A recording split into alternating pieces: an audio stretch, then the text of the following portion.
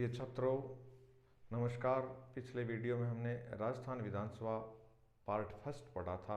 आज हम पढ़ेंगे राजस्थान विधानसभा पार्ट सेकंड, यानी इसमें किस प्रकार की गतिविधियां हुई, कब से विश्वास प्रस्ताव शुरू हुआ, कब से अविश्वास प्रस्ताव शुरू हुआ, किन नियमों के तहत अविश्वास प्रस्ताव रखा जाता है, किस नियम के तहत विश्वास प्रस्ताव रखा जाता है, कितने अब तक अविश्वास प्रस्ताव रखे जा चुके हैं, किस मुख्यमंत्री ने सबसे ज़्यादा अविश्वास प्रस्तावों का सामना किया, किस मुख्यमंत्री ने सबसे ज़्यादा राजस्थान विधानसभा में विश्वास प्रस्ताव रखे हैं। तो इस प्रकार की बहुत सी चर्चाएं हैं जो हम इस वीडियो के माध्यम से आप तक साझा करेंगे। राजस्थान के ऐसे कौन से नेता रहे हैं, यानी विधानसभा में जिन्होंने सत्ता पक्ष का नेतृत्व किया लेकिन वो मुख्यमंत्री नहीं थे, ऐसे एकमात्र नेता हैं, उनके भी हम चर्चा करेंगे। राजस्थान के ऐसे कौन से मुख्यमंत्री रहे हैं मित्रों जो विधानसभा के अध्यक्ष भी रह चुके हैं। राजस्थान के ऐसे कौन से एकमात्र उप मुख्यमंत्री रहे हैं जो विधानसभा के अध्यक्ष भी रह चुके हैं, और राजस्थान के कौन से मुख्यमंत्री मात्र 16 दिन तक मुख्यमंत्री रहे हैं। इस प्रकार की बहुत सी चर्चाएं हैं, और इन जो समितियां हैं विधानसभा की, उनके गठन किन नियमों में होते हैं और उनके गठन की क्या प्रक्रियाएं हैं, विश्वास प्रस्ताव और अविश्वास प्रस्ताव की क्या प्रक्रिया है, कौन सा नियम है, प्रोटेम स्पीकर क्या होता है और प्रोटेम स्पीकर की नियुक्ति कौन करता है। तो इस प्रकार की चर्चाएं आज हम करते हैं, और निश्चित रूप से ये आपके किसी भी एग्ज़ाम में जो राजस्थान सरकार से संबंधित है, भले ही वो आरपीएससी का एग्ज़ाम है, कॉलेज लेक्चर का है या स्कूल लेक्चर का है, या अधीनस्थ सेवा चयन बोर्ड की अन्य किसी भी परीक्षाएं जिनमें प्रशासनिक व्यवस्था एक मुख्य पार्ट है। अब फोर्थ कमिंग जो अभी निकट भविष्य में आने वाली है, आरओ और ईओ के एग्ज़ाम, इसमें भी ये एक शानदार टॉपिक रहेगा आपके। तो इसके बिंदुओं को आप पढ़ने का प्रयास करें। हम शुरुआत करते हैं राजस्थान विधानसभा पार्ट 2 से। तो मैं पहले रखता हूँ कि अविश्वास प्रस्ताव।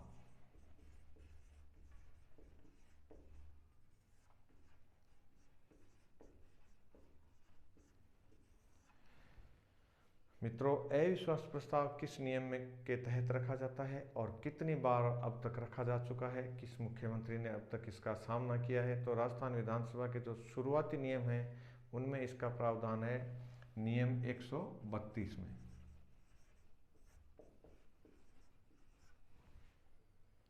अविश्वास प्रस्ताव सरकार के खिलाफ रखा जाता है या किसी भी मंत्री के खिलाफ भी रखा जा सकता है। एक मंत्री के खिलाफ यदि अविश्वास प्रस्ताव पारित हो जाता है तो पूरी सरकार भंग हो जाती है।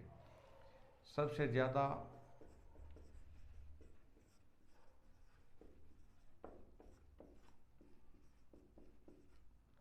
छह बार अविश्वास प्रस्ताव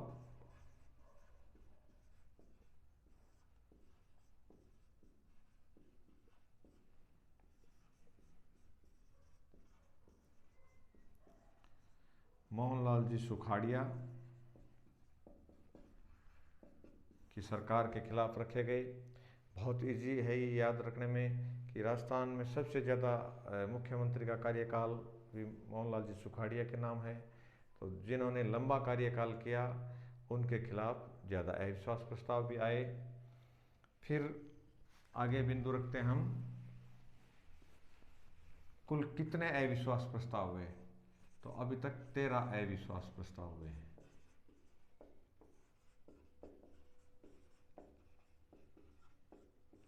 राजस्थान विधानसभा में अभी तक 13 अविश्वास प्रस्ताव हुए हैं। और विश्वास प्रस्ताव कितनी बार रखे गए।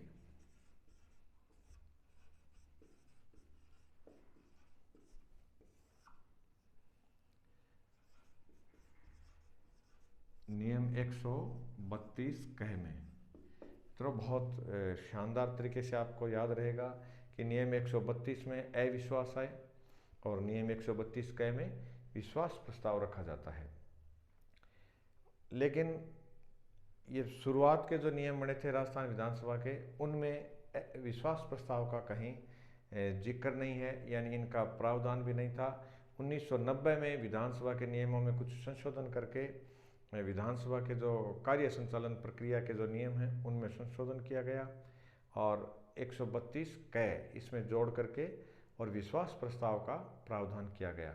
यानी 1990 से ये विश्वास प्रस्ताव शुरू हुए। अब तक मित्रों 5 बार विश्वास प्रस्ताव रखे गए हैं।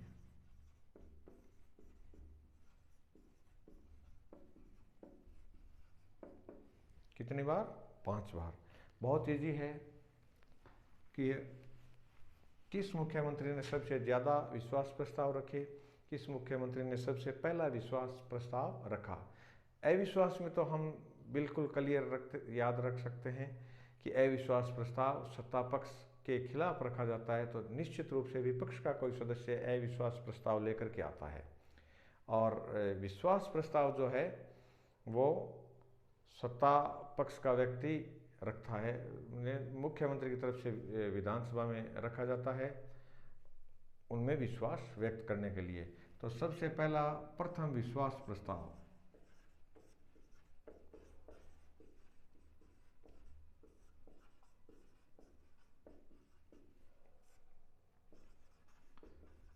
श्री भैरव सिंह जी शेखावत के द्वारा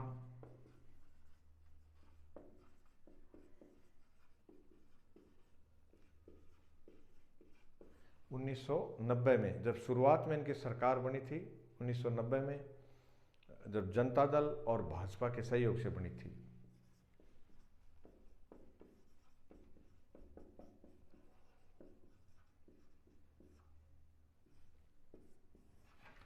इन दोनों पार्टियों की सरकार थी। मंत्री पद भी बाकायदा इनमें बांटे गए थे। कुछ पद मंत्रियों के जनता दल को दिए गए और मुख्यमंत्री भारतीय जनता पार्टी के श्री भैरव सिंह जी शेखावत रहे। इन्होंने अपना पहला विश्वास प्रस्ताव और राजस्थान की विधानसभा के इतिहास का भी पहला विश्वास प्रस्ताव रखा था और वो विश्वास प्रस्ताव भैरव सिंह जी ने जीता था। इसके बाद जब केंद्र में कुछ गतिविधियां इस प्रकार की घटी, घटना चक्र अलग तरीके से चलने लग गया, यानी केंद्र में वीपी सिंह की सरकार थी और उनको बाहर से समर्थन था भारतीय जनता पार्टी का। बिहार में लालू प्रसाद यादव की सरकार थी। मित्रों, हमें याद है कि जब लाल कृष्ण जी आडवाणी ने रथ यात्रा निकाली थी, उस रथ यात्रा को समस्तीपुर बिहार में लालू प्रसाद यादव ने रोक करके और लाल कृष्ण आडवाणी को गिरफ्तार कर लिया था। इसके बदले में भारतीय जनता पार्टी ने केंद्र की विश्वनाथ प्रताप सिंह जी की सरकार को गिरा दिया और उनसे अपना समर्थन वापस ले लिया। और उसके प्रत्युत्तर में, क्योंकि केंद्र में जनता दल की सरकार थी, उसको भाजपा ने गिराया और जिन जिन राज्यों में भाजपा की सरकारें थी उनको गिराने का काम जनता दल ने प्रतिशोध के रूप में करना शुरू कर दिया था। तो राजस्थान में जो जनता दल के जितने विधायक थे उन्होंने भैरव सिंह जी की सरकार से समर्थन वापस ले लिया। और फिर इसमें भी जनता दल में विभाजन हो गया, यानी जनता दल में दिग्विजय गुट के सहयोग से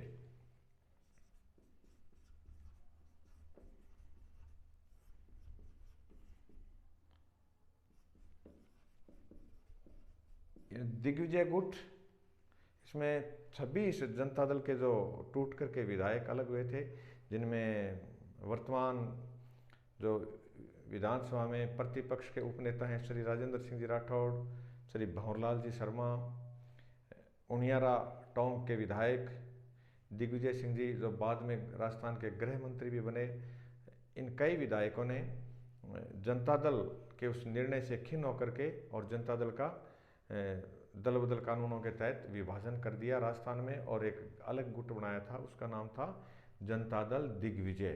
तो जनता दल दिग्विजय और बीजेपी की फिर मिलीजुली सरकार बनी। उस सरकार में भी भैरव सिंह जी ने अपना दूसरा विश्वास प्रस्ताव 1990 में रखा था। ये सेकंड विश्वास प्रस्ताव था।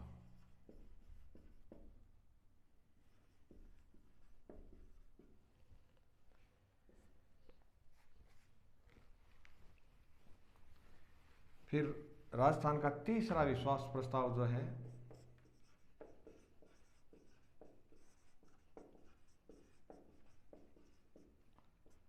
यह भी श्री भैरव सिंह जी ने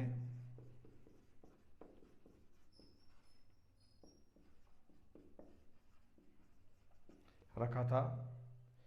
इसमें क्योंकि बीजेपी के पास क्लियर कट मेजॉरिटी या बहुमत नहीं था, कांग्रेस के जो बागी विधायक जीत करके आए थे उनके समर्थन से भैरव सिंह जी ने सरकार बनाई थी। और फिर उन्होंने विश्वास प्रस्ताव रखा, तो तीसरी बार भैरव सिंह जी विश्वास मत जीत गए या विश्वास प्रस्ताव इनके पक्ष में पारित हो गया। फिर इनके बाद जब 1998 में श्री अशोक जी गहलोत की सरकार बनी, तो वो सरकार 153 विधायकों के साथ बहुत ब्रूट मेजॉरिटी, जिसको पॉलिटिकल की भाषा में कहते हैं, उसके साथ वो सरकार सत्ता में आई थी। इसलिए उनको विश्वास प्रस्ताव रखने की कोई कहीं आवश्यकता नहीं हुई, कोई विश्वास प्रस्ताव नहीं रखा गया। और फिर जब 2003 में वसुंधरा जी के नेतृत्व में भाजपा ने बहुत बड़े बहुमत से यानी 120 सीटों के साथ सरकार बनाई, तो उनको भी क्लियर कट मेजॉरिटी थी, उन्होंने भी कोई विश्वास प्रस्ताव नहीं रखा। फिर आता है 2008 में अशोक जी गहलोत के नेतृत्व में राजस्थान में दूसरी बार सरकार बनी। तो गहलोत साहब के पास स्वयं का बहुमत नहीं था। कांग्रेस की उस समय मित्रों 96 सीटें थी, यानी बहुमत के लिए 101 सीटों की आवश्यकता होती है राजस्थान में। तो 96 सीटें होने की वजह से इनके पास 6 बसपा के जो निर्वाचित विधायक थे वो आ गए और इन्होंने मिलीजुली सरकार बनाई थी और विश्वास प्रस्ताव रखा। यानी राजस्थान का जो चौथा विश्वास प्रस्ताव है वो 2009 में अशोक गहलोत ने रखा।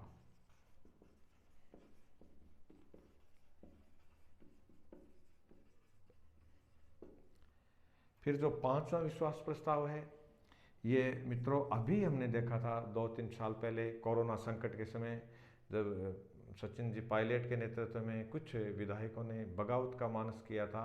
उस समय अशोक जी गहलोत साहब पुनः राजस्थान का और अपना दूसरा राजस्थान का 5वां विश्वास प्रस्ताव लेकर के आए और बाकायदा उन्होंने विश्वास प्रस्ताव को जीता। और वर्तमान में ये सरकार उसी विश्वास प्रस्ताव के सहारे अपना कार्यकाल पूर्ण करने की ओर बढ़ रही है।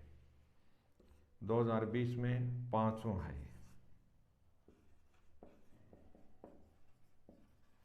श्री अशोक जी के द्वारा विश्वास प्रस्ताव रखा गया। तो मित्रों राजस्थान में 5 विश्वास प्रस्ताव रखे गए हैं। विश्वास कितने हैं? 5।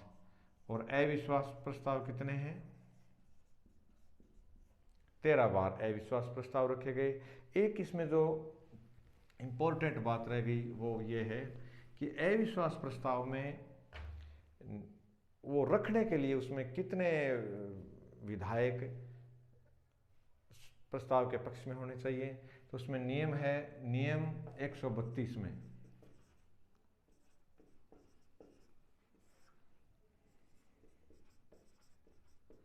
1/5 विधायक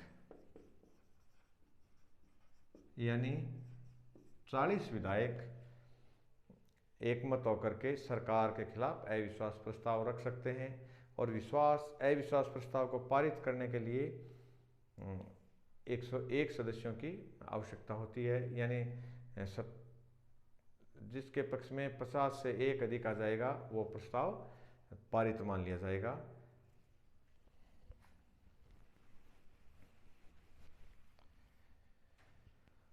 अब हम मित्रों चर्चा करते हैं राजस्थान विधानसभा में ऐसे कौन से नेता रहे हैं जिन्होंने, जो मुख्यमंत्री तो नहीं रहे लेकिन विधानसभा का नेतृत्व किया है सत्ता पक्ष की ओर से। वो परिस्थिति भी हम इस वीडियो के माध्यम से आपसे साझा करेंगे। 1998 में श्री चंदनमल जी वैद्य ने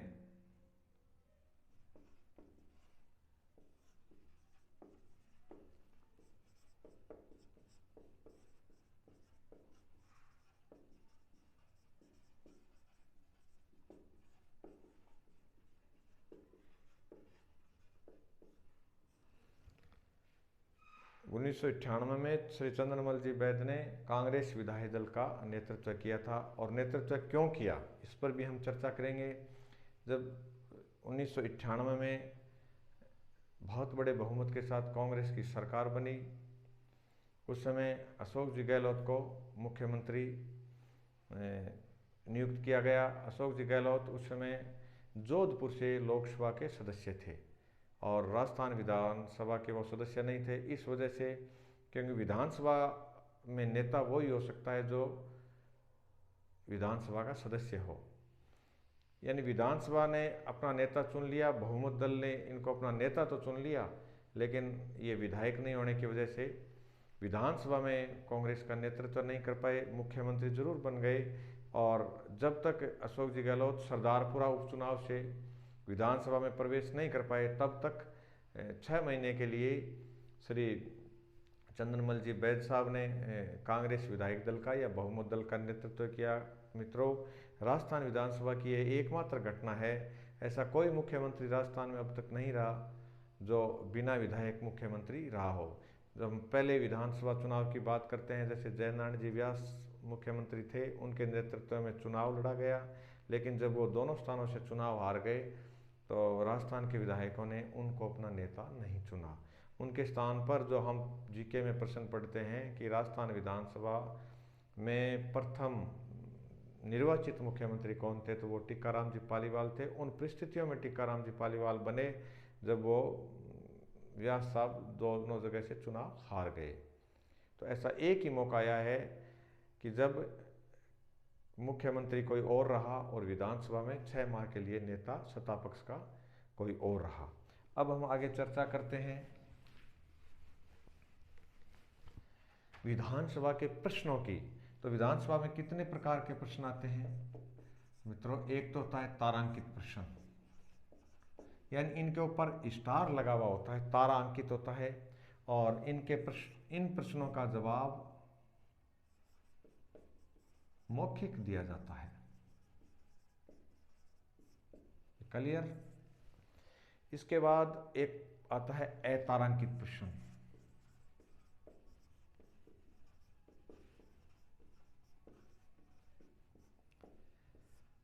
अतारांकित प्रश्नों का जवाब लिखित दिया जाता है। तीसरा आता है अल्प सूचना प्रश्न।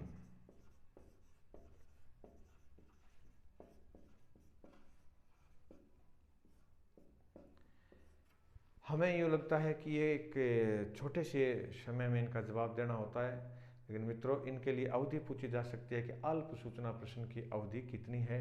तो इसके लिए 14 दिन पूर्व का नोटिस।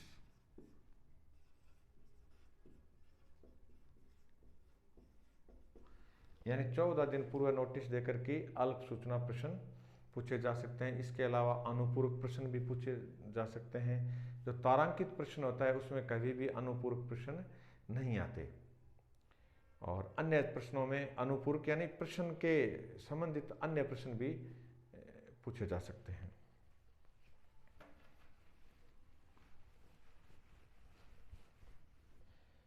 एक अन्य नियम भी है, बहुत इंपॉर्टेंट है, कि राजस्थान विधानसभा के जो उपाध्यक्ष हैं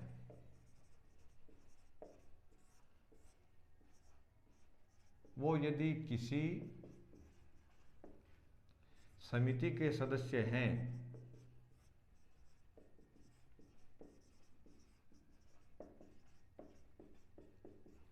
तो वे स्वतः उसके सभापति होते हैं। सभापति यानी अध्यक्ष होते हैं। जैसे राजस्थान विधानसभा में 20 गैर वित्तीय समितियां हैं, 4 वित्तीय समितियां हैं। वर्तमान में इस विधानसभा में किसी भी व्यक्ति को उपाध्यक्ष नहीं बनाया गया है। और उपाध्यक्ष के बारे में एक प्रश्न यह भी आता है कि प्रश्न आया भी है कि राजस्थान विधानसभा में पहले उपाध्यक्ष कौन थे, दूसरे कौन थे, तीसरे कौन थे, और राजस्थान विधानसभा में कितनी महिलाएं उपाध्यक्ष के पद पर रह चुकी हैं। तो इन पर भी हम चर्चा करने जा रहे हैं। यानी प्रथम उपाध्यक्ष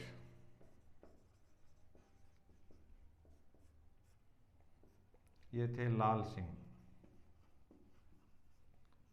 श्री लाल सिंह। सेकंड उपाध्यक्ष श्री निरंजन नाथ,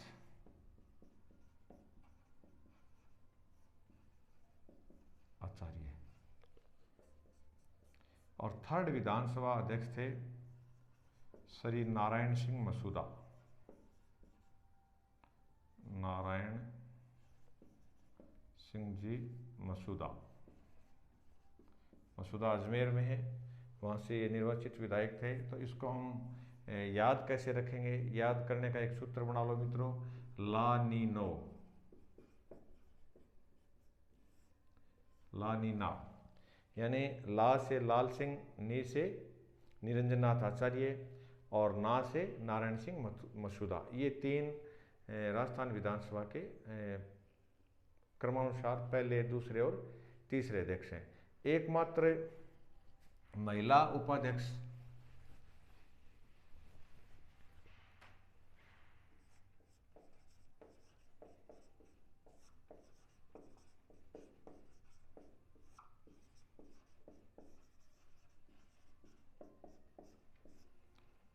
वो है श्रीमती तारा भंडारी।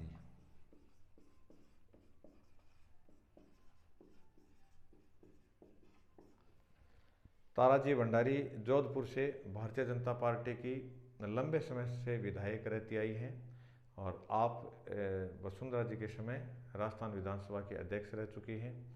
अब प्रश्न आता है राजस्थान विधानसभा के अध्यक्ष। तो प्रथम अध्यक्ष का नाम था श्री नरोत्तम जी जोशी, जो झुंझुनू जिले के निवासी थे। मित्रों, सेकंड अध्यक्ष श्री रामनिवास जी मिर्दा।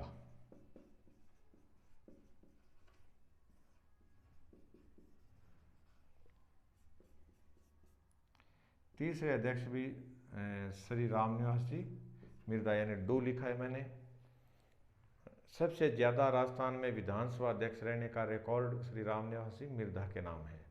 और पहले अध्यक्ष श्री नरोत्तम जी जोशी हो गए। एकमात्र महिला विधानसभा अध्यक्ष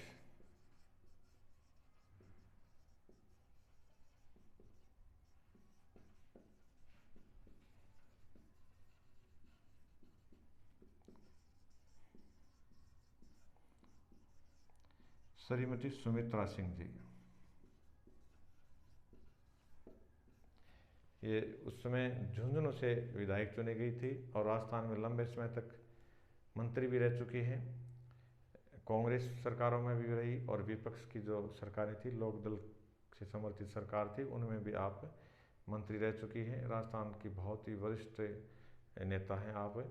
तो राजस्थान में एकमात्र महिला मुख्यमंत्री का नाम आता है तो वसुंधरा जी राजे, एकमात्र महिला विधानसभा अध्यक्ष का नाम आता है तो सुमित्रा सिंह जी, और एकमात्र महिला उपाध्यक्ष जो विधानसभा की रही वो थी श्रीमती ताराजी भंडारी। अब हम चर्चा करते हैं मित्रों प्रोटेम स्पीकर के बारे में।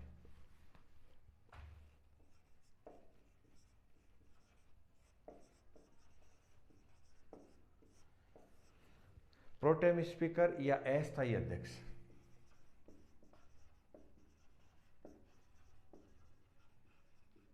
और एक चर्चा करेंगे हम सभापति पैनल के बारे में। प्रोटेम स्पीकर कौन होता है और उसको नियुक्त कौन करता है? तो राज्यपाल महोदय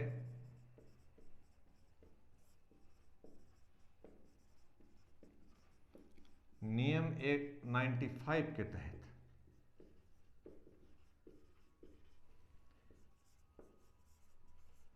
किसी वरिष्ठतम सदस्य को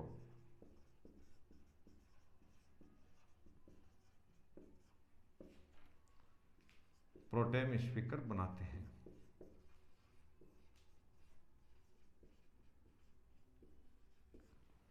तो राजस्थान की वर्तमान जो विधानसभा है इसमें प्रोटेम स्पीकर कौन थे, ये प्रश्न भी पूछा जा सकता है। वो थे श्री गुलाब चंद जी कटारिया, जो वर्तमान में असम के राज्यपाल हैं।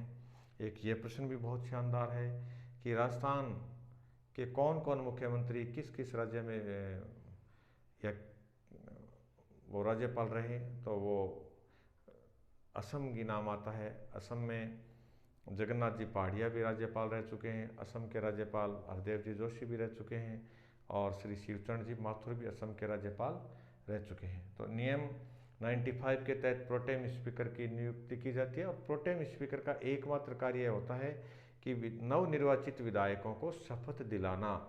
उसके बाद समस्त विधानसभा के वो सदस्य माने जाते हैं और वो अपने में से एक व्यक्ति का अध्यक्ष के रूप में चुनाव कर लेते हैं। तो प्रोटेम स्पीकर की भूमिका वहीं समाप्त हो जाती है।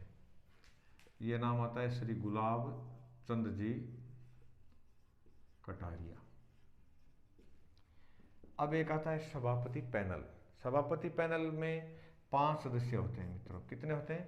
5 सदस्य। ये क्रमानुसार बैठकों की अध्यक्षता करते हैं और इनको वो ही पावर होता है जो विधानसभा अध्यक्ष को होता है, क्योंकि जब कुर्सी पर कोई व्यक्ति बैठा है, भले ही वो एक्टिंग है या फुल प्लेस है, उसके पास पावर वो ही हो जाता है।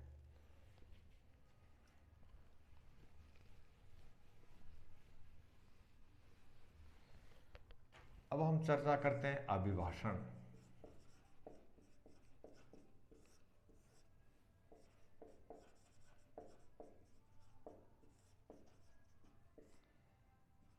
राज्यपाल का अभिभाषण। राज्यपाल महोदय कब अभिभाषण देते हैं, यह प्रश्न भी आता है। और कितने वर्ष में कितनी बार अभिभाषण देते हैं या नहीं देते हैं। किस राज्यपाल ने अभिभाषण आज तक राजस्थान विधानसभा में एक बार भी नहीं दिया। तो इन प्रश्नों पर या इन बिंदुओं पर हम अभी चर्चा करेंगे। यानी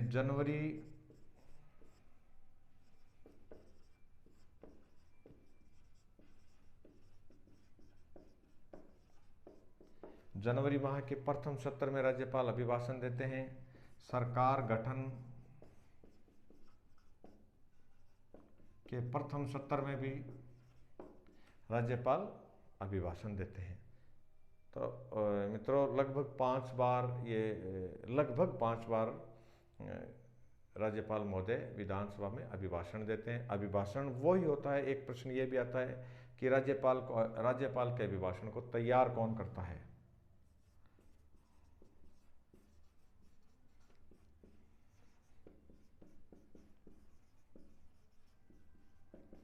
तो ये नाम है मंत्रिमंडल तैयार करता है। मंत्रिमंडल या सरकार की जो भी इच्छाएं हैं वो राज्यपाल महोदय के मुखारविंद से बुलाई जाती हैं और राज्यपाल महोदय भी बाध्य हैं कि सरकार ने मंत्रिमंडल ने जो भी अभिभाषण तैयार किया है उस अभिभाषण को पढ़ें। अब इसमें एक प्रश्न ये उठता है कि कौन से राज्यपाल ऐसे रहे राजस्थान में जिन्होंने विधानसभा में अभिभाषण दिया ही नहीं। तो मित्रों वो नाम है श्री दरबारा सिंह जी का, जो राजस्थान में राज्यपाल के पद पर रहते हुए उनका निधन हुआ था।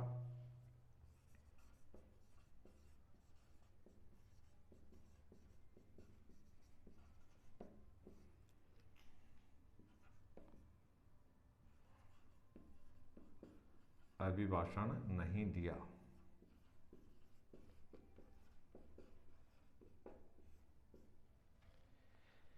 अब एक प्रश्न और आता है, वो है कि राजस्थान के ऐसे कौन से मुख्यमंत्री हैं जो मुख्य सचेतक की भूमिका भी निभा चुके हैं।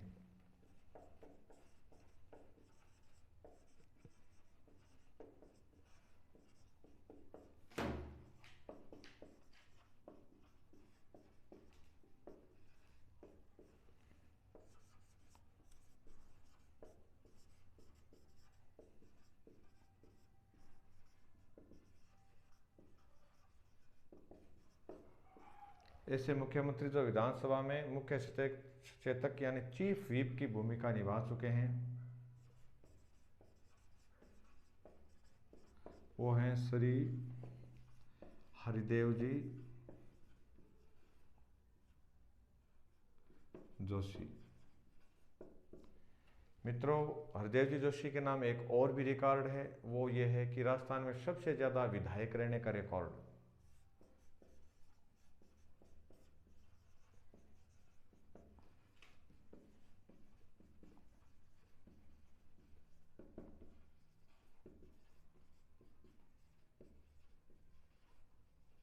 हरिदेव जी जोशी। ये आपने लिख लिया। अब हम चर्चा करते हैं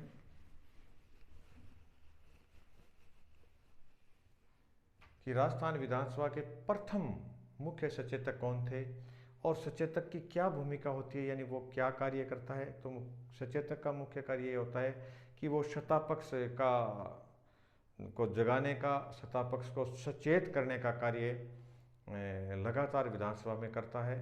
तो मुख्य सचेतक, प्रथम मुख्य सचेतक थे श्री मथुरादास जी माथुर।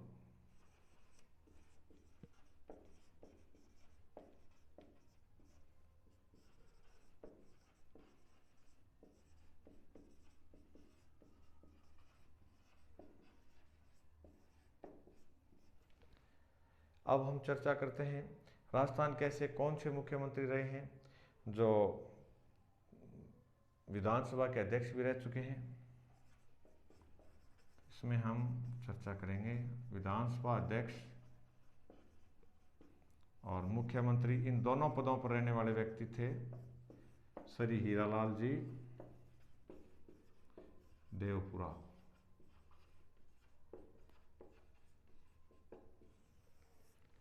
हम आगामी वीडियो में विधानसभा के जो कुछ कार्य प्रक्रिया नियम हैं उनकी भी चर्चा करेंगे, विधानसभा की विभिन्न कमेटियों की चर्चा करेंगे, विधानसभा में क्या परंपराएं स्थापित हैं उनकी भी चर्चा करेंगे। मित्रों, धन्यवाद। आप इस वीडियो को ज़्यादा से ज़्यादा शेयर करें, आप इस वीडियो को सब्सक्राइब करें ताकि मेरा उत्साहवर्धन होता रहे और आप लोगों को और नवीन जानकारियाँ निरंतर मिलती रहें और आप निश्चित रूप से किसी सरकारी जॉब में आपको सफलता मिले। धन्यवाद। जय हिंद।